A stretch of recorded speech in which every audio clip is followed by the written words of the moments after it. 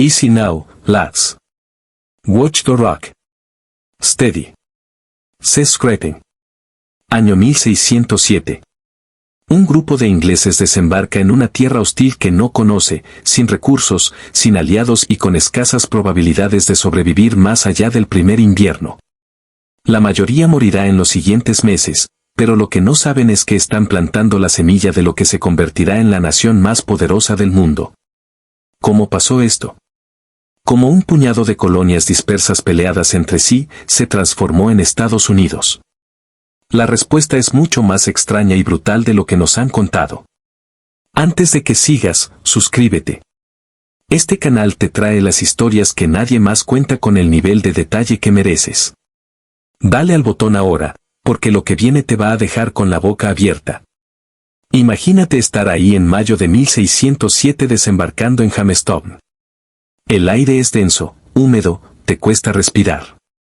Los mosquitos te devoran vivo, el agua que bebes está contaminada y a tu alrededor, en los bosques, sabes que hay miles de indígenas que no están precisamente felices de verte.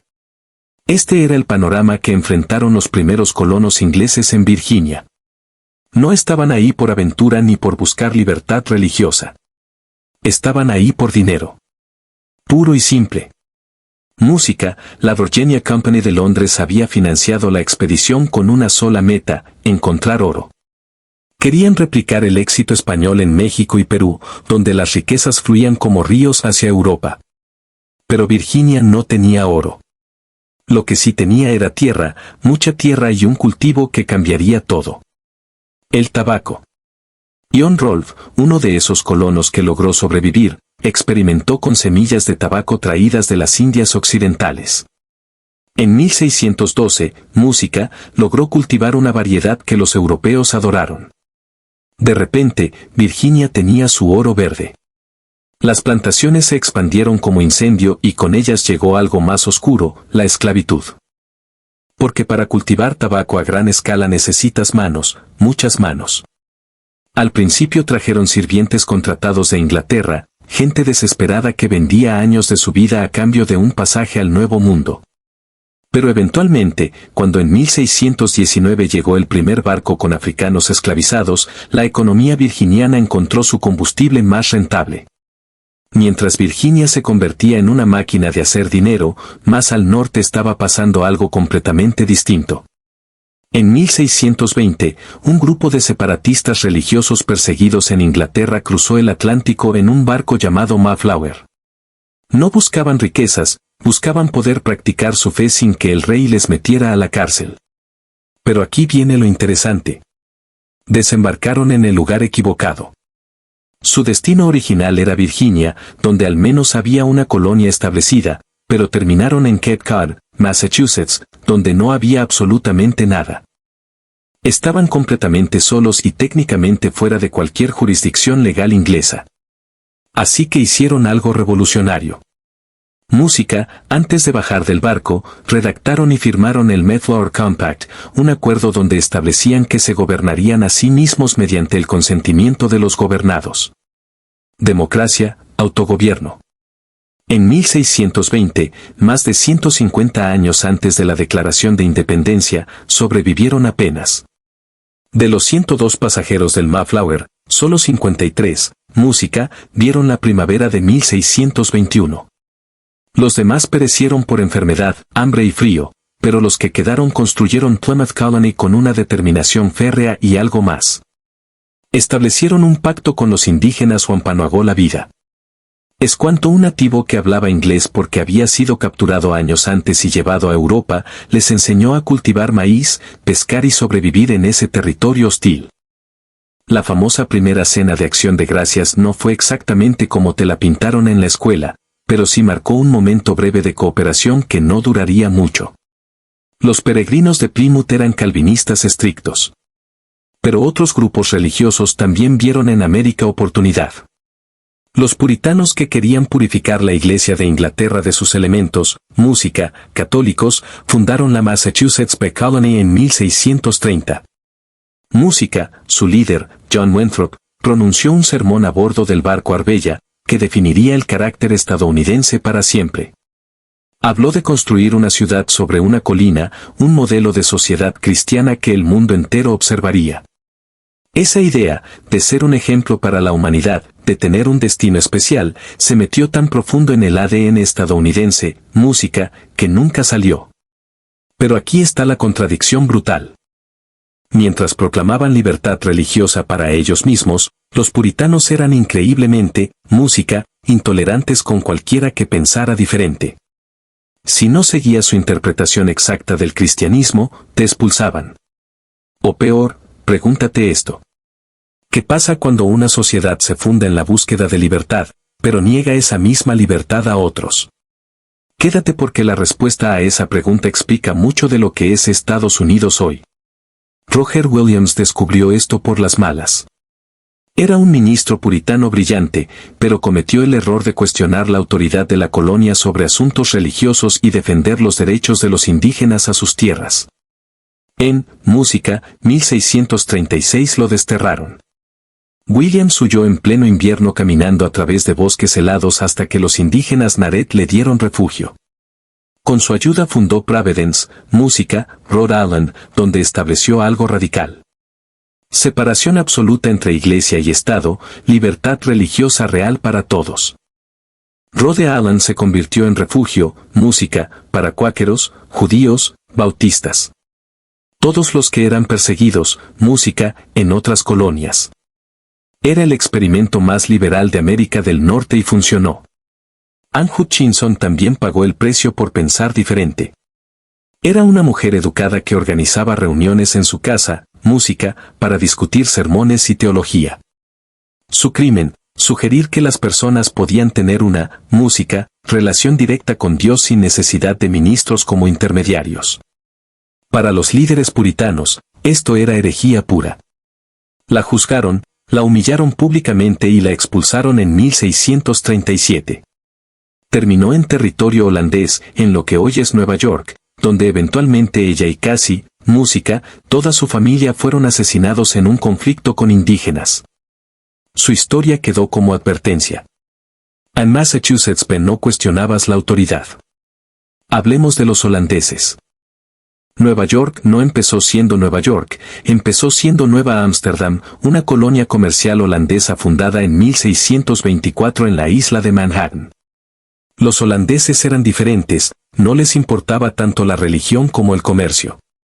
La Compañía Holandesa de las Indias, Música, Occidentales estableció Nueva Ámsterdam como puesto comercial para el lucrativo negocio de pieles y desde el inicio fue multicultural y multiétnica, de una manera que ninguna colonia inglesa era. En Nueva Ámsterdam convivían holandeses, ingleses, franceses, judíos sefardíes, africanos libres y esclavizados, suecos, alemanes.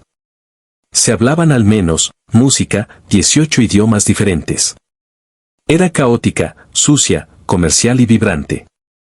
El gobernador Peter Stuyvesant, con su famosa pata de palo, intentaba imponer orden puritano, pero era como intentar domesticar un huracán. Los comerciantes holandeses no estaban ahí para construir una ciudad santa, estaban ahí para hacer plata. Esto creó, música, una cultura totalmente distinta a la de Nueva Inglaterra, menos rígida, más tolerante, más enfocada en el pragmatismo, música, que en la ideología. Cuando los ingleses conquistaron Nueva Ámsterdam en 1664, música, y la renombraron Nueva York en honor al duque de York, esa cultura holandesa no desapareció, se quedó. Es parte de por qué Nueva York siempre ha sido diferente al resto de Estados Unidos. Y Pennsylvania es su propia historia. William Penn era cuáquero, miembro de una secta cristiana radical que rechazaba juramentos, títulos, violencia y cualquier tipo de jerarquía religiosa.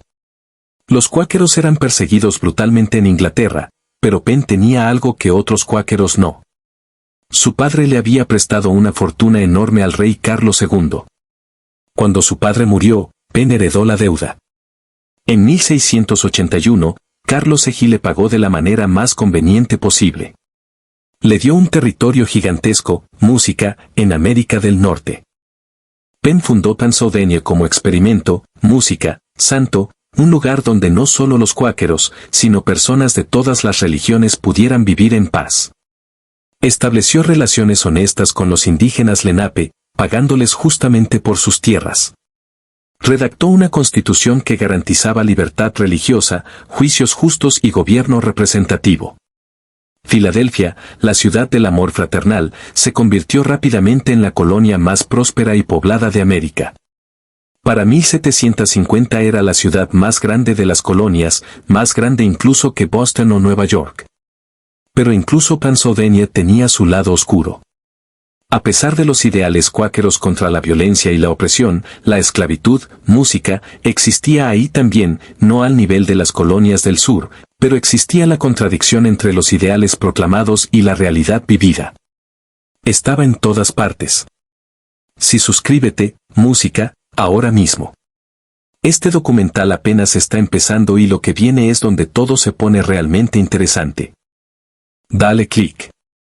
Maryland fue otra colonia única, fundada en 1632 por Lord Baltimore, música, un católico inglés como refugio para católicos perseguidos. Pero aquí está lo irónico. Para que Maryland funcionara, Baltimore necesitaba atraer también a protestantes. Así que en 1649 la colonia aprobó la Ley de Tolerancia de Maryland, una de las primeras leyes en América que garantizaba libertad religiosa. Claro, solo aplicaba a cristianos, pero era un paso. Maryland también se volvió dependiente del tabaco como Virginia y con el tabaco vino la esclavitud. Para mediados del siglo, música, X, la economía de Maryland estaba completamente construida sobre el trabajo esclavo. La libertad religiosa para blancos cristianos, opresión total para africanos, la contradicción estadounidense en su forma más pura. Carolina fue diferente desde el inicio, cuando Carlos Eji le dio a 8 de sus amigos aristocráticos un territorio enorme al sur de Virginia en 1673, ellos lo vieron como oportunidad de hacerse ricos. Carolina del Sur, en particular, se convirtió en la colonia más brutalmente esclavista de todas. Charleston se transformó en el puerto esclavista más grande de América del Norte. Para 1720, los africanos esclavizados superaban en número a los colonos blancos. Las plantaciones de arroz e índigo requerían trabajo intensivo en condiciones, música, mortales. Los esclavizados morían tan rápido que constantemente había que traer más.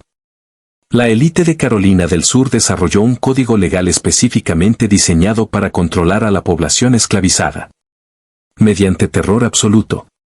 El Código Negro de 1712 permitía, música, castigos salvajes, prohibía a los esclavizados aprender a leer y establecía patrullas armadas que recorrían los caminos buscando cualquier africano sin pase de su amo.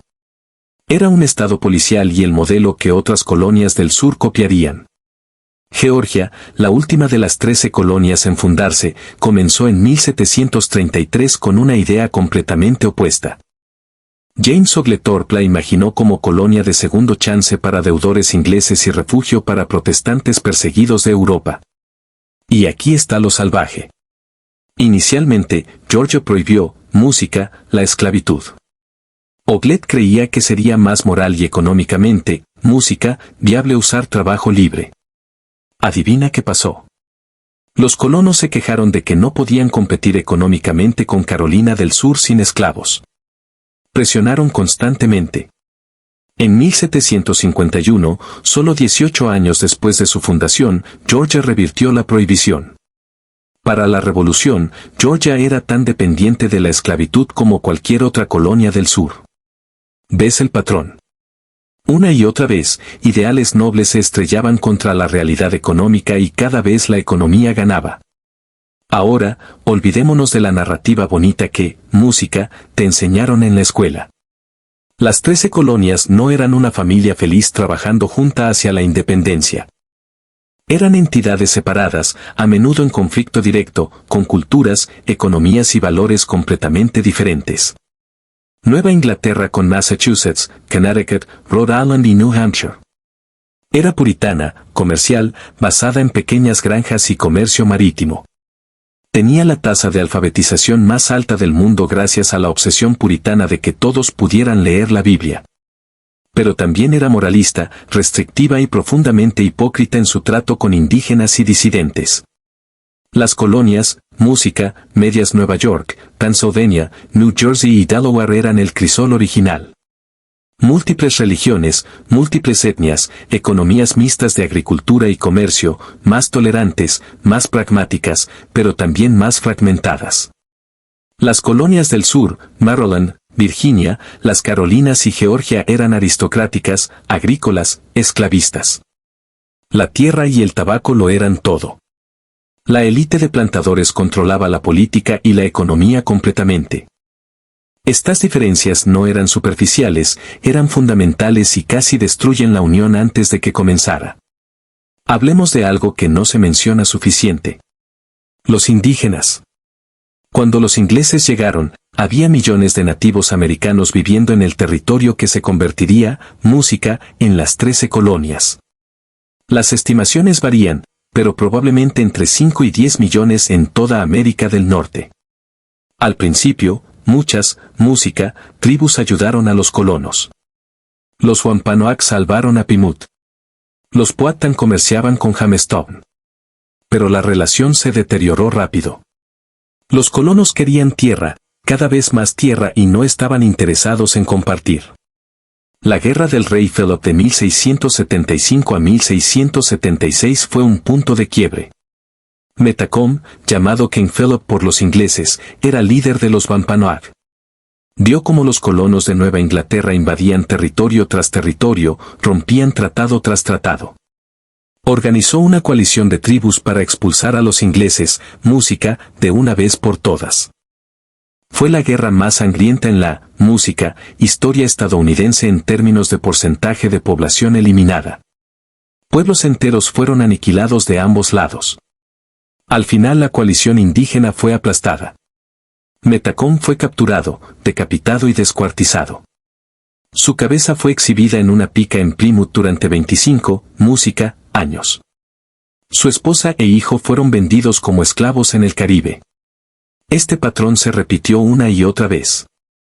Los colonos firmaban tratados, los rompían cuando necesitaban música, más tierra, provocaban guerra, ganaban mediante superior tecnología militar.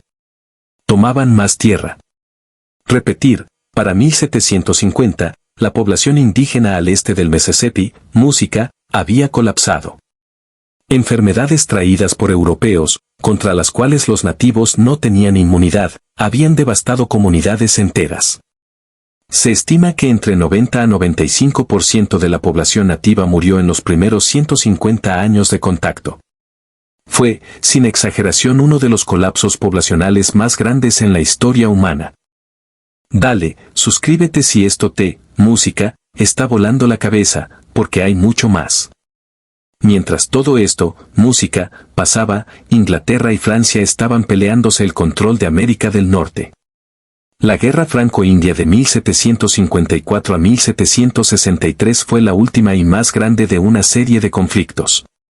Los franceses, aliados con varias tribus indígenas, controlaban el territorio desde Canadá hasta el Mississippi. Los ingleses querían expandirse hacia el oeste. Las colonias estaban atrapadas en medio. Un joven coronel de Virginia llamado George Washington, apenas de 22 años, fue enviado con un pequeño destacamento a territorio disputado en el actual Pennsylvania. Su grupo emboscó una partida francesa. Washington admitió después que había sido su primera experiencia en combate y que el sonido de las balas era encantador. Esa pequeña escaramuza desató una guerra mundial. Francia y Gran Bretaña se enfrentaron no solo en América, sino en Europa, Asia y África. Fue literalmente la primera guerra global. Inglaterra ganó de manera aplastante. El Tratado de París de 1763 le dio a Gran Bretaña todo el territorio francés al este del Mississippi, Canadá completo. Las colonias podían expandirse al oeste sin límite, excepto que no podían, porque Inglaterra inmediatamente emitió la Proclamación Real de 1763, prohibiendo asentamiento colonial. Al oeste de los Apalaches. ¿Por qué?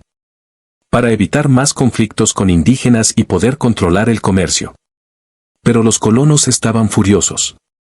Habían peleado en la guerra específicamente para poder expandirse al oeste. Ahora el rey les decía que no. Peor aún, Inglaterra estaba en bancarrota después de la guerra. Había gastado una fortuna protegiendo las colonias, así que el Parlamento decidió que las colonias debían pagar su parte. Ley del azúcar en 1764, Ley del timbre en 1765, Leyes Townshend en 1767, impuesto tras impuesto. Los colonos enloquecieron no porque los impuestos fueran particularmente altos, en realidad pagaban menos impuestos que cualquier persona en Gran Bretaña. Se enfurecieron por el principio. No hay impuestos sin representación. El Parlamento los estaba grabando sin darles voz alguna, pero aquí está lo que raramente se menciona. Los grandes líderes de la protesta no eran gente común defendiendo principios nobles, eran comerciantes ricos que estaban perdiendo dinero. John Hancock, el tipo con la firma gigante en la Declaración de Independencia, era probablemente el contrabandista más grande de Massachusetts. Los impuestos lo estaban arruinando. Samuel Adams era un recaudador de impuestos fracasado que le debía al gobierno británico una fortuna. Tenía intereses personales muy claros en derribar el sistema. Esto no significa que sus argumentos fueran inválidos. Pero sí significa que la narrativa de granjeros humildes, levantándose por libertad es incompleta. Las tensiones escalaron. La masacre de Boston en 1770, donde soldados británicos dispararon contra una turba y mataron a 5 personas. El motín del té en 1773, donde colonos disfrazados de indígenas tiraron té británico al puerto de Boston. Las leyes intolerables de 1764, castigo brutal de Inglaterra contra Massachusetts. En septiembre de 1774, representantes de 12 colonias Georgia no envió a nadie, se reunieron en Filadelfia para el primer Congreso Continental. No estaban ahí para declarar independencia. Estaban ahí para encontrar manera de reconciliarse con Inglaterra. Pero las cosas ya habían ido demasiado lejos. El 19 de abril de 1775, tropas británicas marcharon desde Boston hacia Concord para confiscar armas coloniales. Milicianos locales se les enfrentaron en Lexington. Alguien disparó. Nadie sabe quién. Cuando terminó el día había comenzado la Revolución estadounidense. Suscríbete ahora porque la historia de cómo colonias desorganizadas derrotaron al imperio más poderoso del mundo es absolutamente salvaje. Al inicio, la idea de independencia total era radical.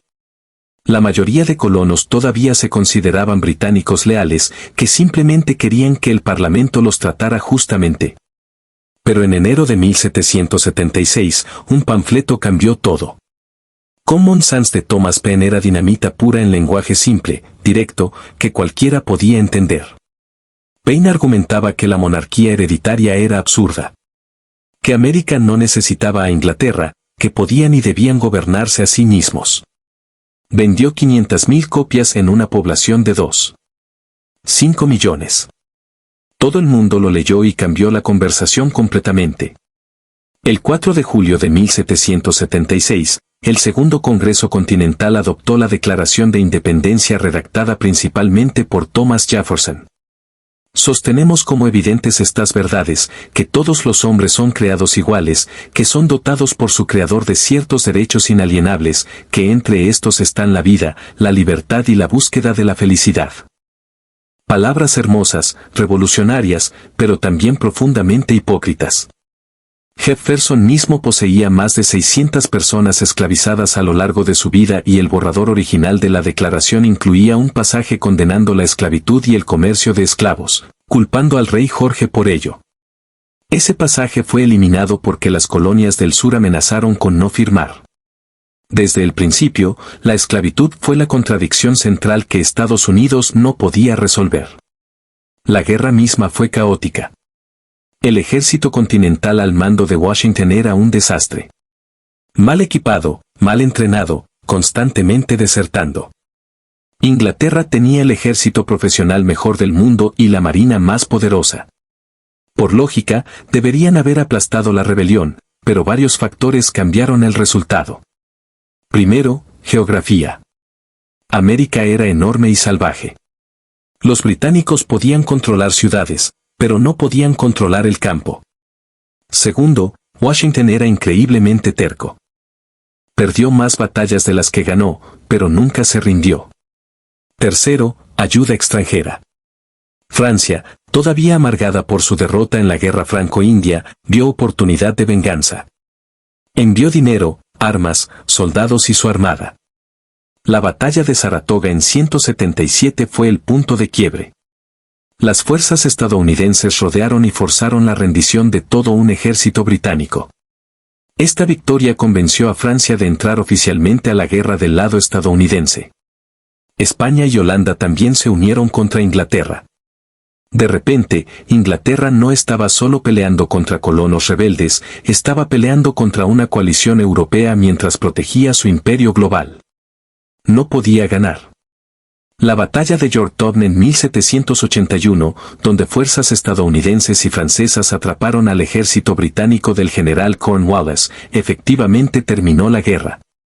El Tratado de París de 1783 reconoció oficialmente la independencia estadounidense. Habían ganado, pero ahora venía el verdadero desafío, crear un país funcional. Los artículos de confederación adoptados en 177 creaban una unión supervil. El gobierno federal casi no tenía poder. No podía cobrar impuestos, no podía regular comercio, necesitaba unanimidad para cambios importantes. Cada estado funcionaba casi como país independiente. Para 1787 estaba claro que no funcionaba. Estados peleaban entre sí. La economía era un desastre. La rebelión de Sasse en Massachusetts, donde granjeros endeudados se levantaron en armas contra el gobierno estatal, asustó a la élite lo suficiente para actuar. En mayo de 1787, delegados de 12 estados se reunieron en Filadelfia para supuestamente revisar los artículos. En secreto decidieron tirarlos a la basura y empezar de cero. Dale, suscríbete. La creación de la Constitución estadounidense es donde todo se pone político, complicado y fascinante. La Convención Constitucional fue una batalla brutal entre visiones competitivas de América. Los estados grandes querían música, representación basada en población. Los estados pequeños querían representación igual. Los estados del sur querían contar a sus esclavos para tener más representación, pero sin darles derechos. Los estados del norte querían abolir la esclavitud completamente. El Gran Compromiso dio a cada estado 2 senadores, independientemente del tamaño, pero representación en la Cámara basada en población. El infame Compromiso de 3/5 contaba a cada persona esclavizada como 3/5 de persona para propósitos de representación, dándole a los estados esclavistas más poder político sin liberar a nadie. La Constitución que emergió era documento de compromisos incómodos. Establecía un gobierno federal más fuerte con poderes sobre impuestos, comercio y defensa. Creaba 3 ramas de gobierno con checks and balances entre ellas, pero también protegía la esclavitud, aunque sin mencionarla explícitamente. 9 estados necesitaban ratificarla.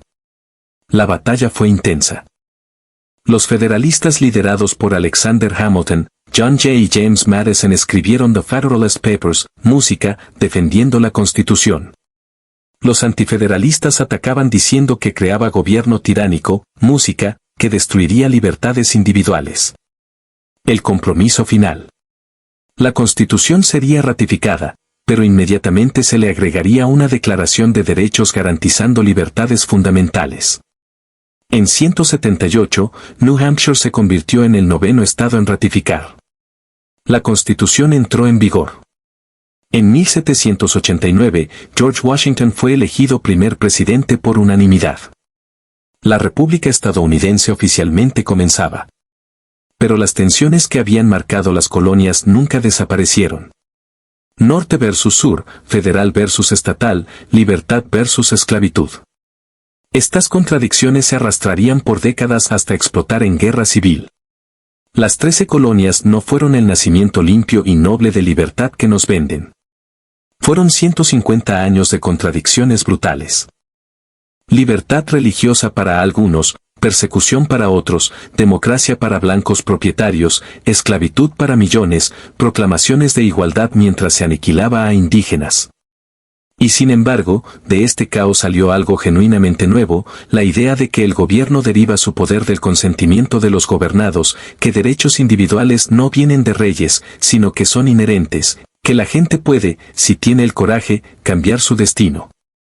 Estados Unidos nació de hipocresía, pero también de idealismo. Y esa tensión entre lo que proclama ser y lo que realmente es, entre sus mejores ideales y sus peores realidades, ha definido su historia desde entonces hasta hoy. Esa es la verdadera historia del origen de Estados Unidos. Compleja, contradictoria, brutal, inspiradora, todo al mismo tiempo.